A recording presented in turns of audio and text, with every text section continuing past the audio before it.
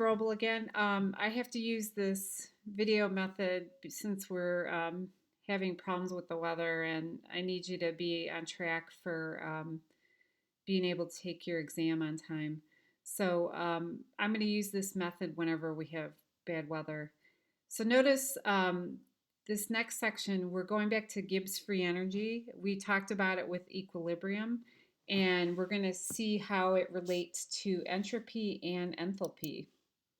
So in this equation, and you'll be given this on the exam, it's not something you have to memorize. However, you have to know how to use it. So we said that Gibbs free energy is the measurement of useful work that a system can do. And notice that we are looking at enthalpy and we're looking at temperature along with entropy. So with enthalpy, we talked about enthalpy average bond energies, and we also talked about heat of formation or heat of reaction enthalpy. We just got done talking with about entropy, so we're going to look at each part and how it affects the overall energy for a system to do work. All right, so we want to measure the maximum amount of energy that a system can do.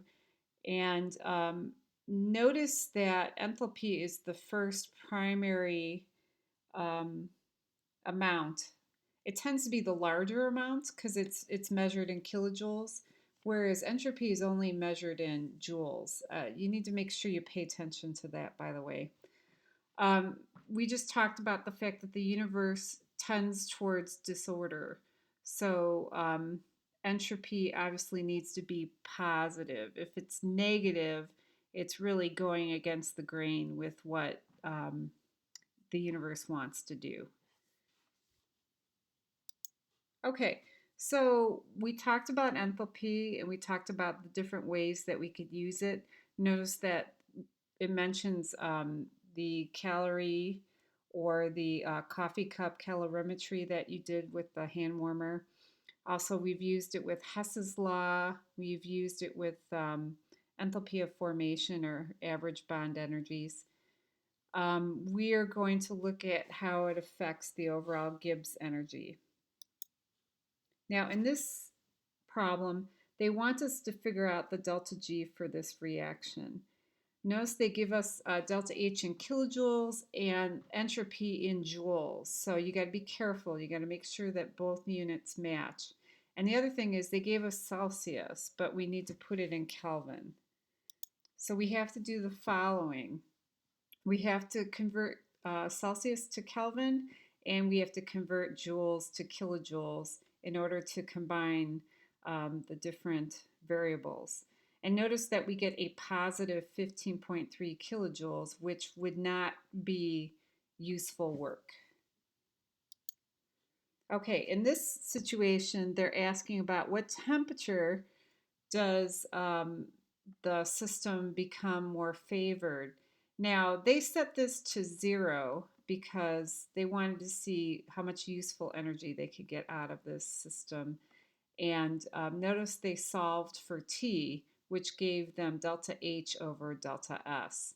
And once again, you have to make sure that you convert your joules and entropy to kilojoules, otherwise you won't be able to do this.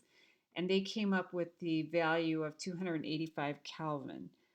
You have to be ready to convert it back to Celsius if they ask you to. So you want to subtract 273. Okay, in this table, they are trying to explain when does Gibbs free energy become spontaneous or favored.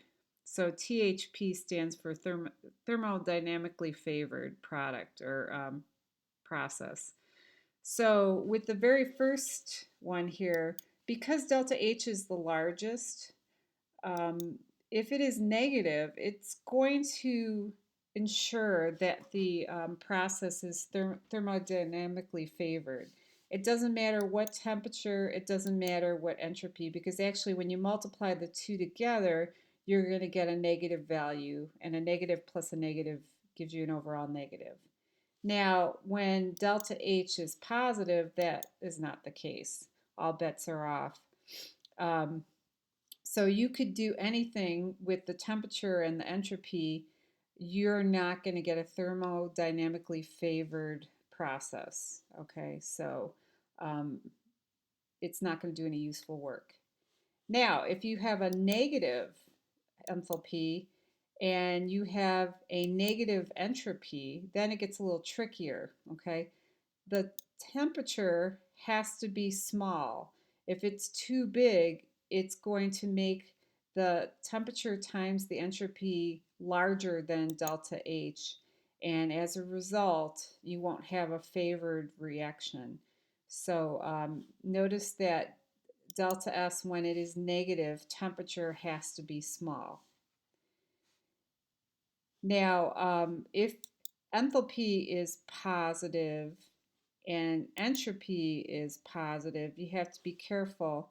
Um, you want to make sure that temperature is high enough so that this overall um, multiplication gives you a higher value, because remember, entropy is always going to be smaller than enthalpy. You want to have a large number when you multiply entropy times temperature. And notice that when temperature is low, all bets are off. It's no longer favored.